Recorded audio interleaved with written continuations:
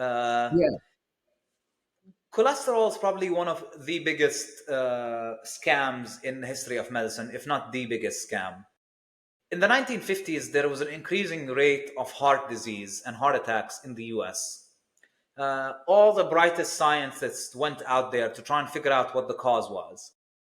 Then came this researcher by the name of Ansel Keys, and he did a study where he plotted the rate of saturated animal fat intake and heart attacks for 7 countries, and he showed that as there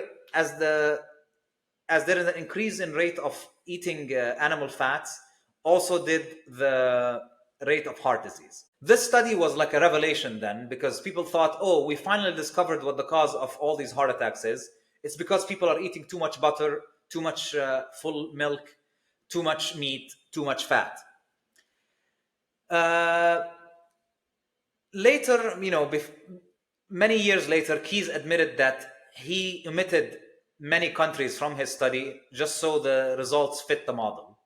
So he was searching for that answer. And the reason the study became so popular, it was because it was taken up by 2 important industries. The first one is the vegetable seed oil manufacturers, who made a lot of money making cheap vegetable seed oils from plant seeds that people don't use. And they used the cholesterol hypothesis as a way to convince people that stop eating butter, stop eating lard. Instead, you should just use processed vegetable seed oils. And, they made huge amounts of money that way. And they gave money back to all the dietary guideline societies, any researcher that would keep propagating this animal fat is bad idea. Okay, so that was the first people to use that. The second was the cholesterol medication pharmaceutical companies made. So in the 1950s and 60s, there was this, it's called the Framingham study. It was based in Massachusetts. And it was basically like a very healthy community that people, researchers started following to see if there are patterns of which people developed heart disease, which people developed cancer, etc. And the initial results from the 50s and 60s showed that people with high cholesterol were at a higher risk of getting heart attacks.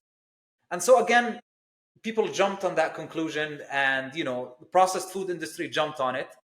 In the 1970s, statins, drugs which were based on a fungal toxin, fungus made this toxin that they saw lowers cholesterol in rats.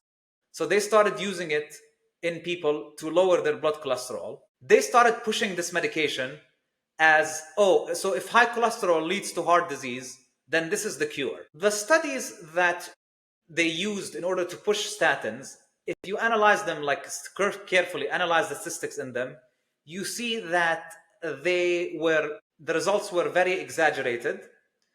There wasn't that much of a benefit from using statins. And all of the myriad side effects that statins cause, these studies just ignore them. And so all of a sudden, you have statins become the highest selling drug class in history. And it was the first drug in history to be prescribed just based on a blood test. You go to your doctor, they find that your cholesterol is high, now you qualify for medication.